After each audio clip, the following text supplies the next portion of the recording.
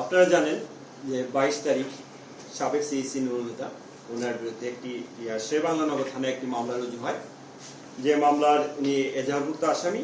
মামলার মূলত অবৈধভাবে নির্বাচনী ছদ্মবেশ ধারণ করে নির্বাচনী ব্যয় নির্ধারণ না করে ঘুষ দিয়ে অবৈধভাবে অন্যকে ভোটে জয় করানোর বিষয়ে তার বিরুদ্ধে যে অভিযোগ, সেই অভিযোগের প্রেক্ষিতে একটি মামলা।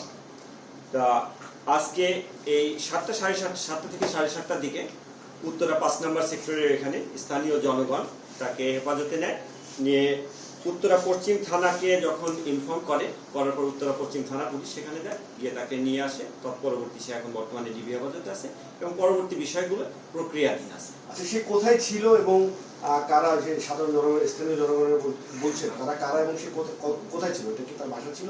সে কোথায় ছিল এবং এতদিন সে আমরা প্রাথমিকভাবে যেটা জানতে পেরেছি যে আজকে তাকে যেখান থেকে আনা হয়েছে, যে উত্তরা 5 নম্বর সেক্টরে যে হাউস নাম্বার 29 এবং রোড নাম্বার 1/A, সেটা তার নিজের বাসা এবং সেখান থেকে স্থানীয় জনগণ তাকে নেয় এবং পরবর্তীতে পুলিশ হেফাজতে দেয়। পুলিশ হেফাজতে দেওয়ার পর এখন বর্তমানে সে ডিবি হেফাজতে আছে। আর তার বিরুদ্ধে আর কোনো মামলা আছে কিনা এখন পর্যন্ত কি তথ্য আপনারা পেয়েছেন? আপাতত যেটা একটি মামলারই তথ্য আমরা পেয়েছি।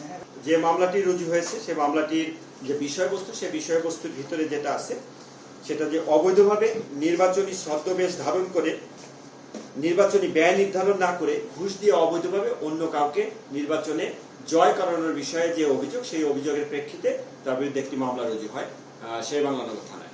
আচ্ছা, আমরা দেখছিলাম যে সোশ্যাল মিডিয়াতে একটি ভিডিও ভাইরাল হয়েছে, তার উপরে জুতা মারা হচ্ছে, এইভাবে হচ্ছে। শারীরিক অবস্থাটা কি?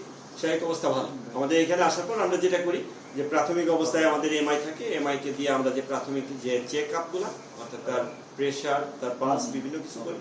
এটা করার পর্যায়ে আমরা শারীরিক অবস্থা তার সুস্থ পেয়েছি, ভালো পেয়েছি। পরবর্তী আইনানুগ ব্যবস্থা করে কি রিমান্ড চাওয়া নিয়ে যে বিষয়গুলো, এটা মামলা তদন্ত সাপেক্ষের বিষয়, তো পরবর্তীতে জানানো হবে। Thank you. ব্যাপারটা কি এরকম যে ডিবি কার্যালয়ে তাকে রাখা হয়েছে নিরাপত্তাজনিত কারণে, কিন্তু মামলা শেরেবাংলা নগর থানায়, পরবর্তী কার্যক্রম কি হবে সেটা শেরেবাংলা নগর থানা পুলিশ করবে। শেরেবাংলা নগর থানায় সে থানা তদন্তকারী কর্মকর্তা যিনি আছেন এবং তদন্ত সুপারভাইজ যারা করবেন, সেখান থেকে পরবর্তী যে প্রক্রিয়া সেটা জানানো হবে।